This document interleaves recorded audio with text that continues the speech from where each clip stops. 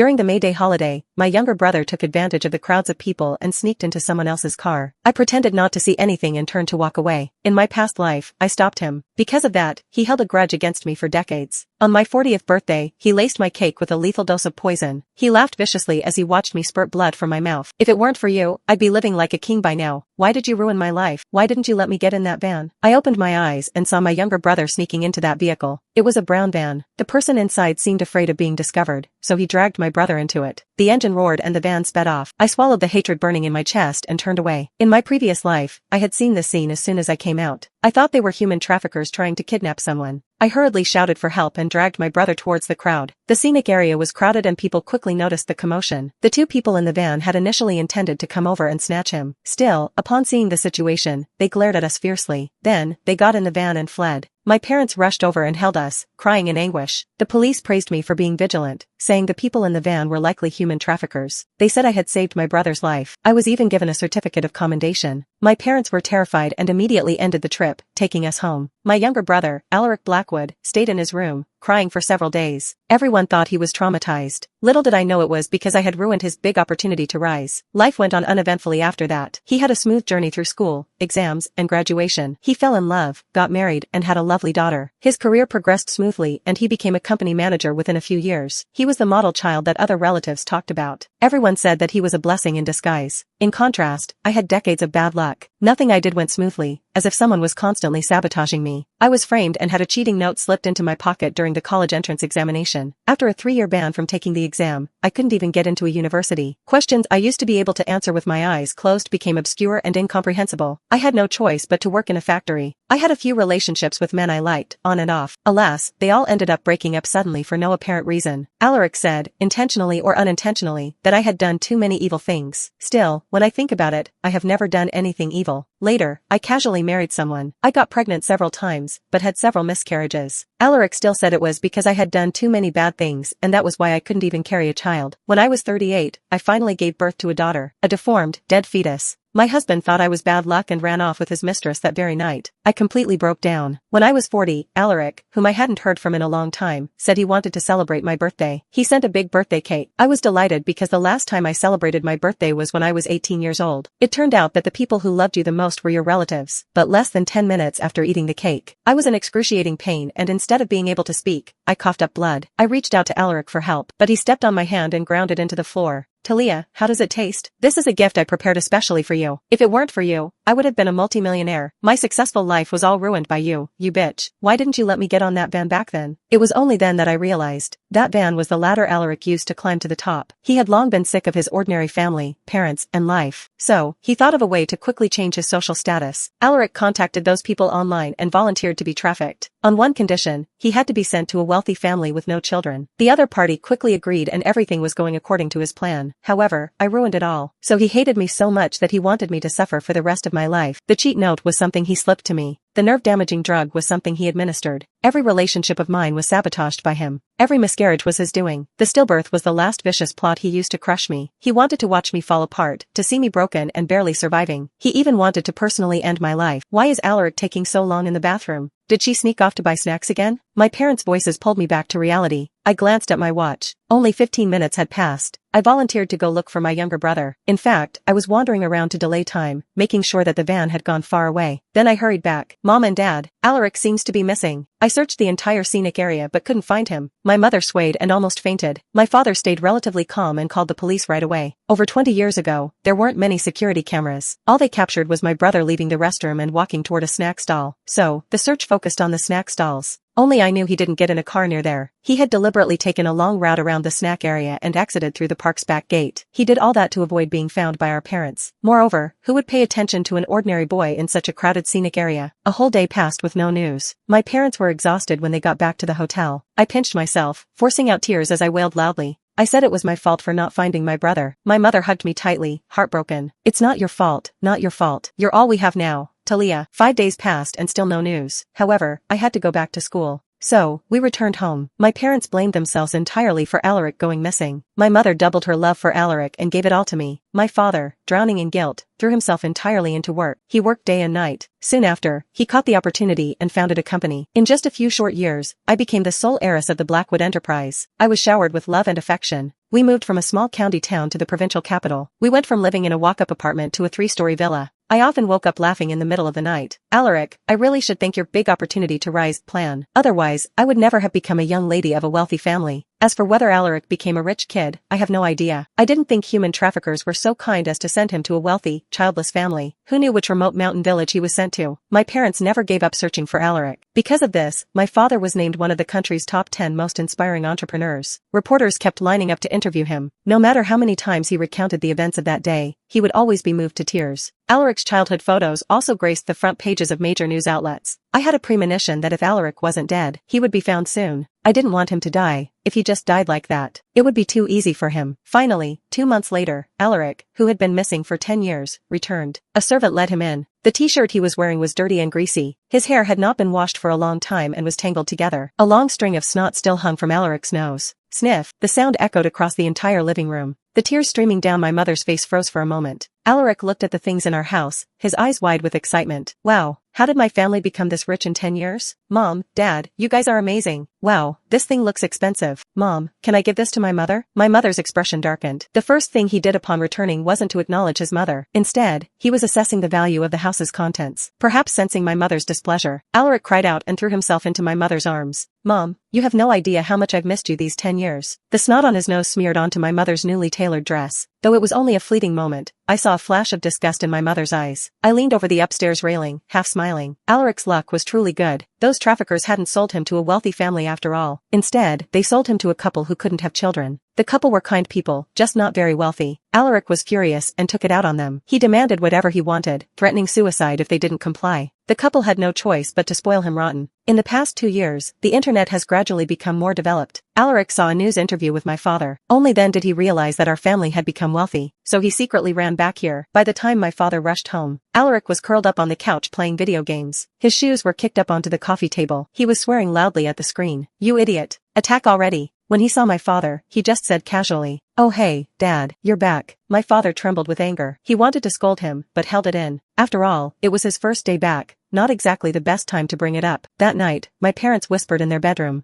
"How did Alaric turn out like this? He has no manners at all. Must have been spoiled. That couple didn't seem like bad people. Sigh. Let's get him into school as soon as possible. He needs some proper discipline. We can't let this go on." My parents had initially planned to hold a welcome home dinner for him the next day, but seeing Alaric's behavior, they decided to postpone it. Otherwise, it would be too embarrassing. It would be a joke if my father's business partners saw him like this. During dinner that night, Alaric sobbed and sniveled, recounting how difficult his life had been. My mother was utterly taken aback. It was clear that he had lived quite well. He even rolled up his trouser leg to show my mother the scars from being whipped by his adoptive parents. My mother frowned, wanting to say something. I gently shook my head. Towards the end, Alaric burst into loud cries. Snot and tears flew everywhere, making eating the food on the table impossible. Mom, Dad, you have no idea how difficult and miserable it was when I returned. That family chased after me, hitting me. It was so hard to finally escape. If that family comes looking for me in the future, you must beat them out. Huff, during the years I lived there, I developed severe depression and anxiety. Mom, Dad, I really missed you so much. Wah, if I hadn't been kidnapped when I was a child, I would be a rich man like my sister now. When it came to being kidnapped, my parents' hearts softened again. They sighed and coaxed a few words. Alaric had secretly returned on his own. He didn't know that my parents had already found his former adoptive parents and given them a large sum of money, which was enough for them to live comfortably for the rest of their lives. Besides, Alaric's current demeanor didn't show any signs of depression. At night, my mother pulled me aside. Talia, do you think Alaric is lying, or are his adoptive parents the ones being dishonest? I smiled. Mom, if he was really abused and ate rotten food, he must have a lot of health problems. Let the doctor check it out tomorrow.